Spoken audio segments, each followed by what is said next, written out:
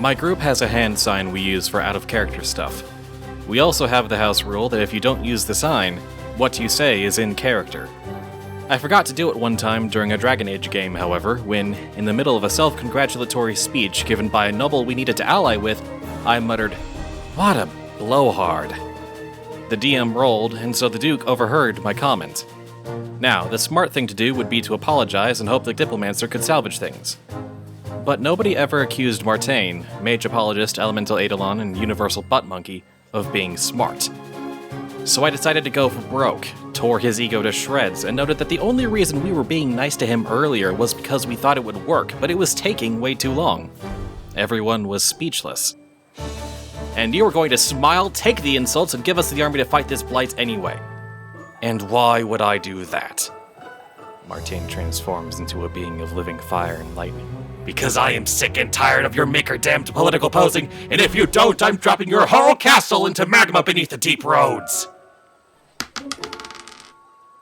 So yeah, you guys got the army, and Duke What's-His-Name got a new pair of pants.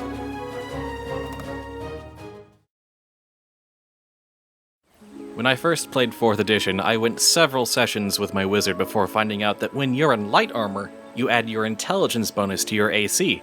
So my AC was something like 12. In the few sessions before I realized what I'd missed, I'd fallen to negative HP and started doing death saves twice. On the other hand, that led to one of the awesome moments of the campaign as well. I rolled a 20 on a death save, and the DM had me first appear in an ethereal realm in front of the throne of Indomitable, one of the antagonist dream creatures, who decided after some back and forth that he liked my spirit and infused me with elemental fire. So I spent a session or two as a human torch before he took down that antagonist.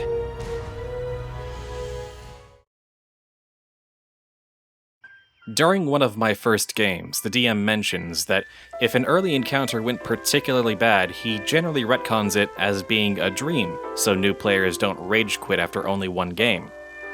He followed this up by telling a story about a group of 4 to 5 level 5 adventurers loading up their pack mule to leave town.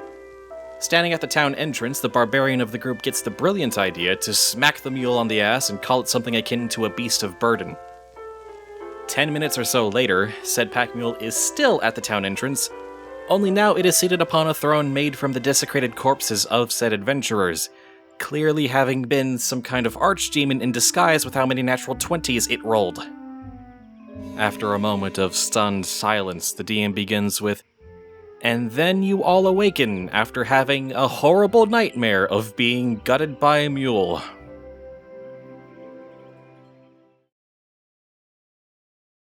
Why I should not drink and Dungeon Master. The party was going through an old cathedral in search of an old relic to recover. The place happened to be a nest for some rogues and a few trained dogs.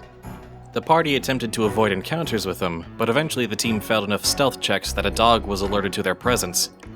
The party fought off the 2 rogues with only a little difficulty, but the attack dog nearly TPK'd them in 3 rounds, making saves versus all their spells and shrugging off damage like a boss.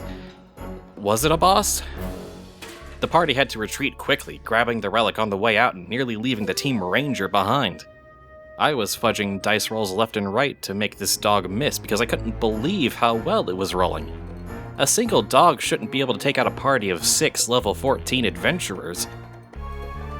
After I sobered up, I had realized that I was using the wrong encounter notes.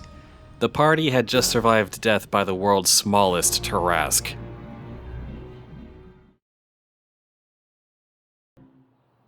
Why yes, I was the villain at one point. It was quite enjoyable, actually. It was in a Gestalt Pathfinder game. I approached the DM with a character idea and he was all for it. I have a third-party supplement allowing me to play as a lich, so I rolled a wizard rogue and joined the party, acting as the party's primary spellcaster and using my massive bluff skills to remain undetected. My goal? Join a group of heroes and destroy the campaign's primary villain in a hostile takeover. The plan went perfectly. We did the dungeons, righted the wrongs, rescued the princess, and defeated the poser villain. So the party returned to the kingdom, and during the knighting ceremony, I revealed myself, my plans for the kingdom, and my new role as villain, preparing myself for one final bout as the true final boss of the campaign. It didn't come. My party members, heroes, every one of them, sided with me. Even the paladin, who saw the potential to incorporate lasting beneficial change to the country's political climate. After spending all that time with me, they saw me as redeemable. So, touched by their camaraderie, I allowed them to join my forces as my trusted equals, and we ruled the kingdom with an iron, yet gentle, fist.